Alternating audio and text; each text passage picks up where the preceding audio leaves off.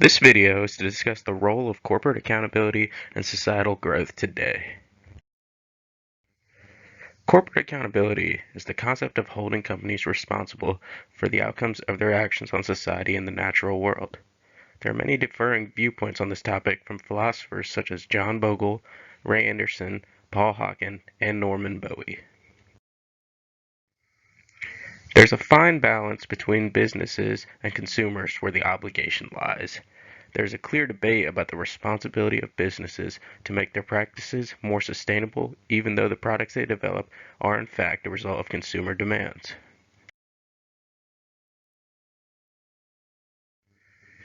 Businesses believe that if they are to provide what the consumers want, and that it is the consumer's obligation to protect the environment. They believe that if they operate within the law, then they are simply providing what the consumers want, whether that be environmentally friendly or not. Bowie strongly supports this argument and uses the car industry as his example.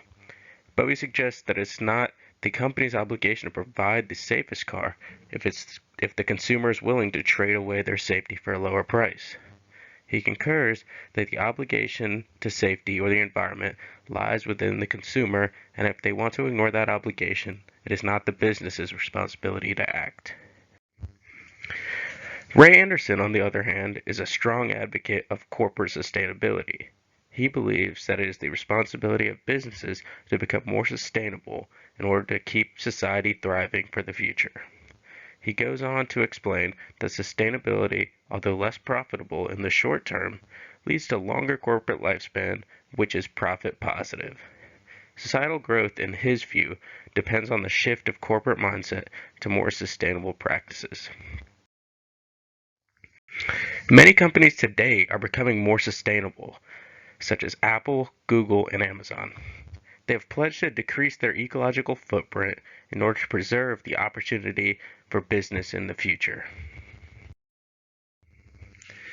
To further the discussion on societal growth, Paul Hawken provides key insights.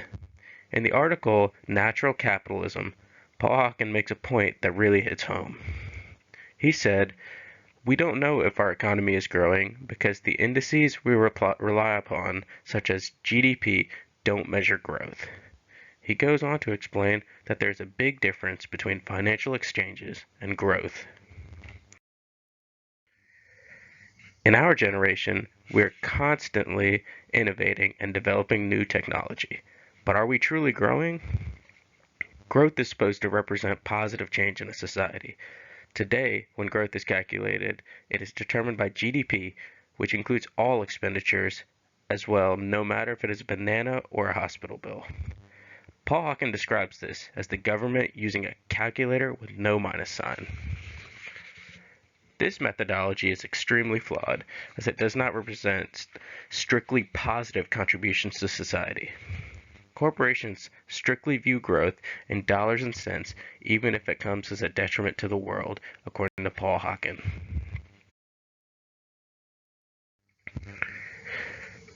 This is an issue that affects us because it gives a false sense of security to people who see that our country is growing by 2.5% each year consistently. For our generation to make a true positive contribution, we must understand the key differences between financial exchanges and growth.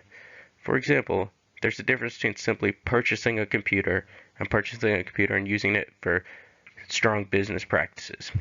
Both represent contributions to our nation's GDP and are recorded as growth today, but the latter represents a true addition of value to society. Playing the lottery is a financial exchange, but should it be considered growth? No, even though it is factored into the country's GDP, playing the lottery is not growth. I believe that if everyone were consciously aware of this notion, our society would grow at a pace far beyond the 2.5% yield we're at today. From this video, I hope you can see that a balance between consumer and corporate responsibility towards sustainability, as well as a focus on positive societal growth, is the key to future success. Thank you so much for watching this video, and I hope you enjoyed it.